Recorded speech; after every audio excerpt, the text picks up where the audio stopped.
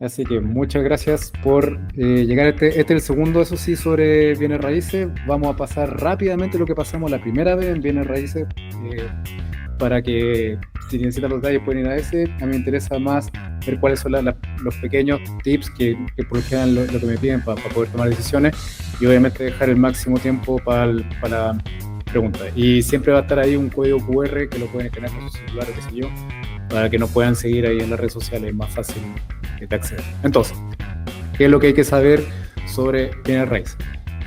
Jurídicamente, tiene que saber siempre que se trata de escritura pública e inscripción. Y eso termina registrado en el conservador de bienes raíces, en este caso el ejemplo Santiago, hoja número de año, ahí se inscriben los datos de la escritura pública, que normalmente es una compraventa, y esa es la forma de probar la posesión de un inmueble, y con la posesión inscrita se puede probar vía prescripción la propiedad.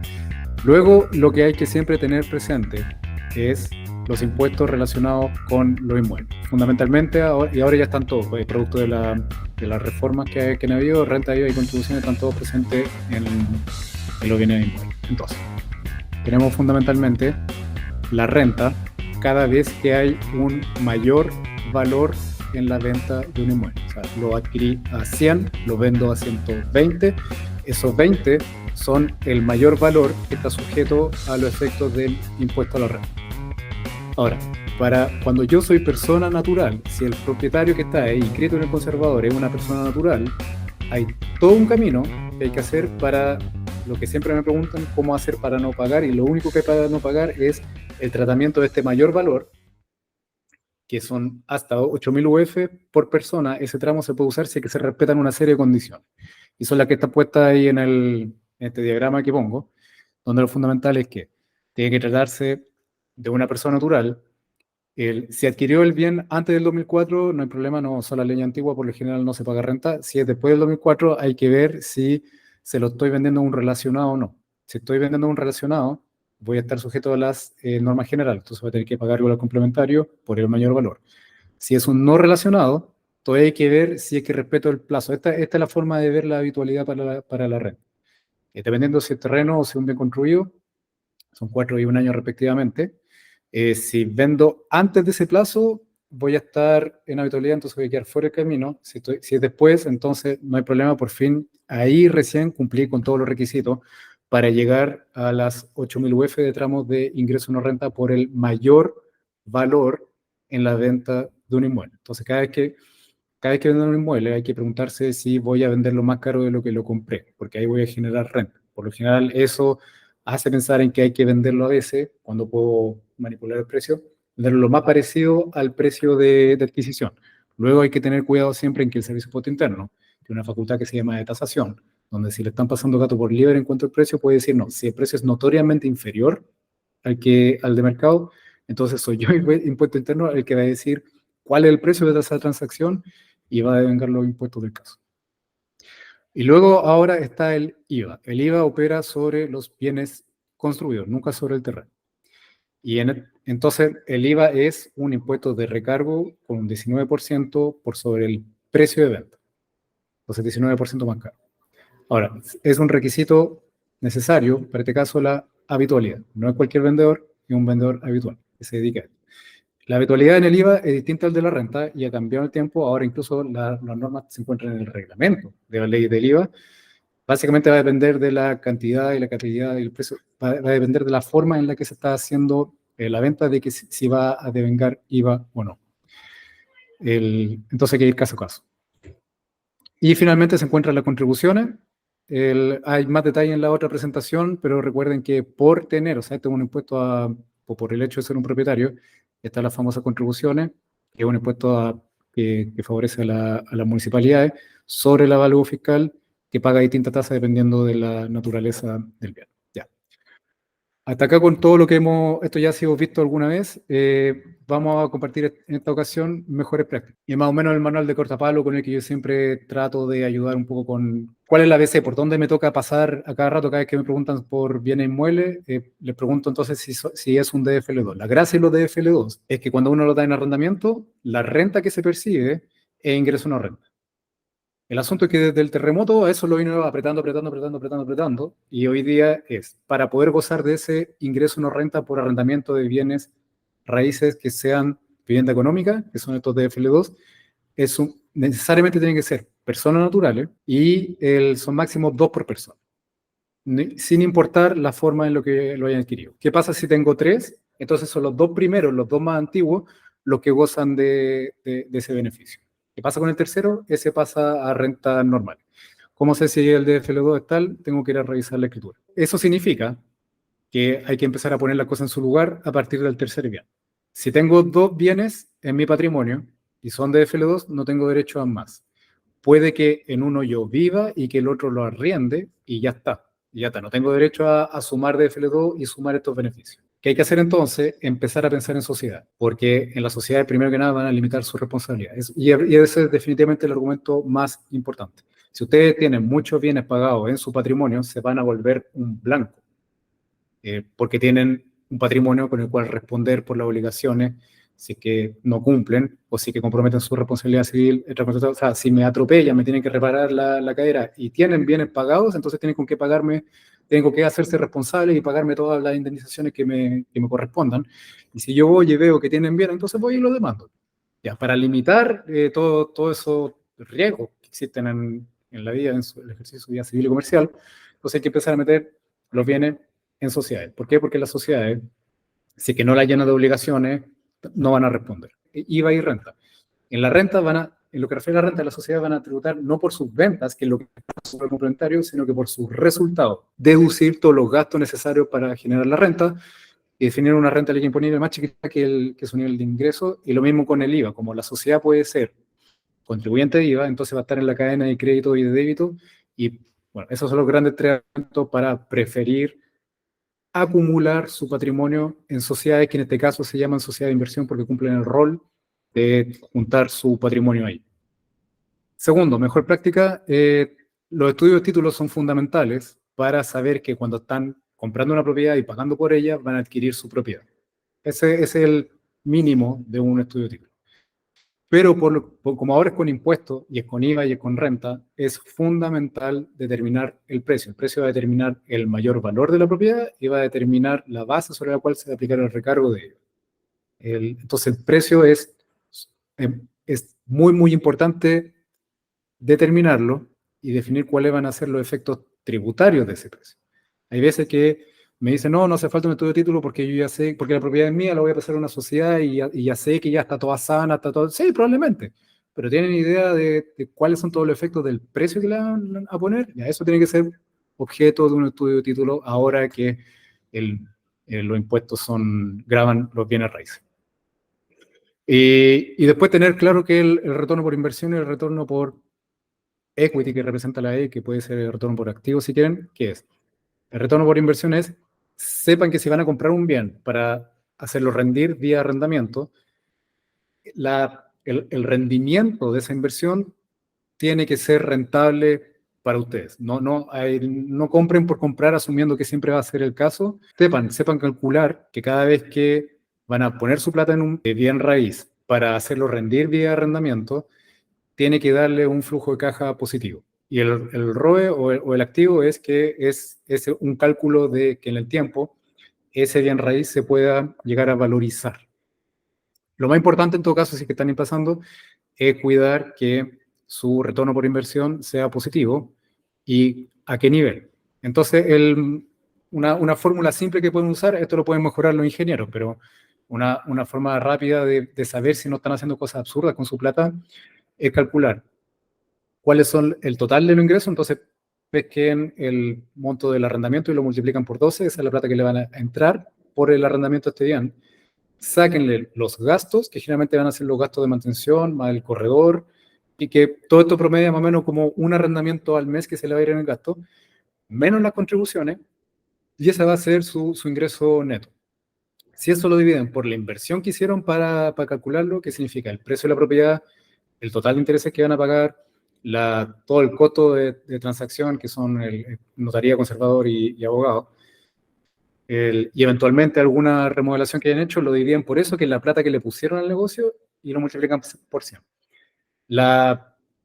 la tasa que se acepta como suficiente es de 4%. O sea, si hacen esa regla de 3 y les da 4%, normalmente está bien hacer esa inversión.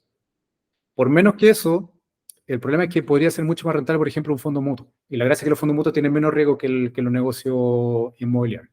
Y los negocios inmobiliarios bien hechos normalmente se puede llegar a 5. No, debería ser normal. Hay casos que se llega a 9, yo he escuchado hasta 11, eso es más raro. Pero si están en 4 o 5%, es un negocio que está bien, que rinde más que otro instrumento más seguro y que pueden ser más entretenidos eventualmente. Entonces, ahí están las mejores prácticas para los negocios inmobiliarios. Todo lo demás va a ser objeto de sus preguntas y vamos a atender primero las que nos mandaron por escrito. Entonces, Pablo me pregunta, para construir la casa propia, como persona natural o sociedad. Ya. Si es la propia, no es obvio que sea en una sociedad mejor. ¿Por qué? Porque si tengo una sociedad, construyo ahí la casa y yo vivo ahí dentro, y la gracia de construir naturalmente es aprovechar el IVA y la renta en la construcción. El problema de vivir ahí dentro es que para el servicio interno, según la ley, es un retiro presunto. Si el dueño de una sociedad usa los bienes de la sociedad en su beneficio, se presume que eso es un retiro de utilidades. Entonces, sobre el retiro que corresponda, me van a girar primera y global y me van a hacer tirar a impuestos. Entonces, lo que hay que hacer es una relación contractual entre el usuario de la casa y la sociedad, que puede ser un contrato de arrendamiento, pero ahí hay que ser muy, muy, muy ordenado.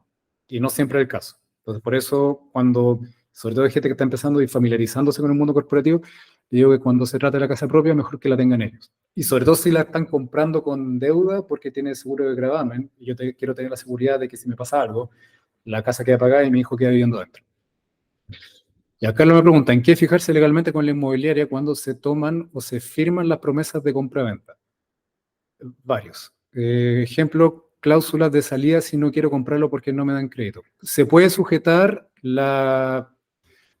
un contrato de compra-venta que genera la obligación de celebrar un contrato de compraventa de bienes raíz futuro y se puede sujetar a la condición de si me dan o no el crédito necesario para la compra. Entonces, en lo que refiere, claro, a cláusulas de salida anticipe cuáles son las cláusulas que son, eh, que son determinantes para su operación. O sea, si no pueden comprar sin crédito hipotecario y el banco no les da plata, el contrato se hace imposible, pero necesitan prever esa situación justamente en el contrato de promesa compra-venta para poder estar a salvo. ¿Ya? Y Ricardo pregunta, en una sociedad de inversión, respecto de los activos de esta sociedad, ¿son patrimonio de los socios? No. Los socios o accionistas son propietarios de sus derechos sociales o de sus acciones sobre la sociedad, no sobre los bienes de la sociedad. La sociedad es una persona jurídica con patrimonio propio. Entonces tiene sus bienes y sus obligaciones, y de hecho un régimen tributario completamente diferente que el de las personas naturales, que son los contribuyentes finales, que son dueños de la sociedad. Entonces no. Podrían ser solicitados en un divorcio del socio. O sea, me imagino en el caso de, por ejemplo, si están discutiendo la compensación económica, sí podría entrar a colación lo que al socio le corresponde en la sociedad en virtud de las acciones que tiene esa sociedad. Pero de ahí lo que se hace es un cálculo patrimonial de la sociedad y de ahí ver cuánto rinde. Por ejemplo, si es una sociedad que tiene 4 bienes y esos son 100 millones de pesos, pero tiene 4 bienes, 400 millones de pesos, vamos a decir, pero tiene 1.500 de deuda y no tiene retorno por inversión positivo porque se va todo en pago de dividendos y cuánta cosa, y básicamente nunca le saca plata. Entonces, él puede defenderse esa persona que se está divorciando diciendo que la sociedad no rinde nada. Y a la participación en gananciales, forma de compensarse entre los cónyuges. Hay que ver cómo parten patrimonialmente cada uno y cómo terminan. La participación en gananciales en ese caso genera un crédito de un cónyuge en favor del otro. Entonces, básicamente lo tiene que pagar con el bolsillo, no con su socio. Si dentro del patrimonio del cónyuge están las acciones de una sociedad que le fue muy bien, entonces mi patrimonio crece harto y crece 100 más que mi otro cónyuge, entonces yo, no mi sociedad, yo le debo 50 a mi cónyuge y esa es la deuda que se genera. Es decir, no responde a la sociedad, sino que obliga al cónyuge a pagar. Y la cónyuge no es parte de la sociedad de inversiones, claro, eso significa, o sea, que no sea parte de la sociedad significa que esa sociedad de inversiones hace parte de los bienes que podría significar un aumento patrimonial y una diferencia entonces en el cálculo respecto del otro cónyuge a quien eventualmente podría generársele un crédito a favor. Bien, eso con la presentación, traté de ser lo más sucinto posible porque ahora necesito sus preguntas. Pueden levantar la mano. ¿Seguro, Ricardo, que está todo claro? Porque sobre todo entre divorcio y participación de gananciales y el valorización de patrimonio y la diferencia entre el patrimonio de una persona natural con el de su sociedad no es tan obvio, no es tan fácil. Si quieren preguntar, este es el minuto de preguntar. Ya, bueno, está bien. Es justo hacerlo así también. Nicole, no sé si tienes dudas porque los demás que tenían que meterse no se metieron. No, yo la verdad no, Paul. Un saludo aprovechando a los integrantes que se sumaron.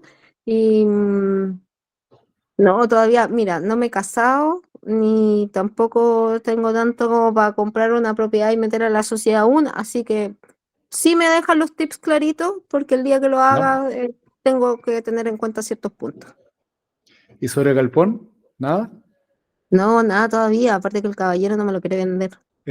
Nada que hacer. Entonces ahí, no sé, lo que tiene que hacer entonces es seguir arrendándolo y naturalmente atraer a la sociedad para que pueda aprovechar el gasto.